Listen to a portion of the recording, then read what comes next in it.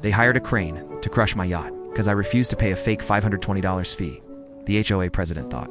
He was teaching a lowly mechanic a lesson about who runs the neighborhood. But he forgot one critical detail. I didn't just own the boat. I owned the only road that led to his front door. I was about to close it.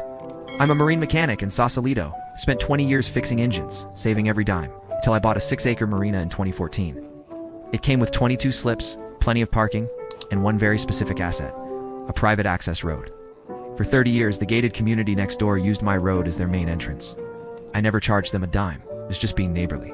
Then Douglas moved in. He was a retired tech CEO who got elected HOA president in 8 weeks. He looked at me, saw grease on my hands, and decided I was a problem. His first move? He demanded I pay him $520 a month to maintain the road. I laughed and sent him a copy of my deed proving the road was private property. I owned it, not him. Douglas didn't like being told no. He called an emergency board meeting and declared my yacht an eyesore and a liability. Then he went nuclear. While I was away, he hired a crane crew. I watched in horror on my 4,000 security feed as they ripped my boat off the slip. They cracked the hull, shattered the steering assembly, and dumped it on the dock like garbage. The damage was over $184,000, but that wasn't the whole story. I didn't just call the police for felony vandalism. I called a locksmith.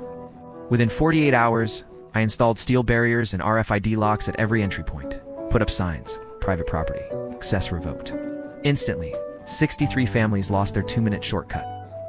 They were forced to take a 3-mile detour through gridlock traffic. The fallout was beautiful. Parents missed school pickups. People were late to work. The HOA hotline crashed from the volume of angry voicemails. Douglas stopped answering his phone because the district attorney was knocking on his door with felony charges. 6 days later, Douglas's lawyer called, begging for a deal to keep him out of jail. I held all the cards. I drafted a new contract. The HOA would pay full restitution for the boat. Plus, they signed a 10-year lease paying $4,200 a month for road access, plus parking fees. Douglas signed the plea deal in 72 hours and resigned in disgrace.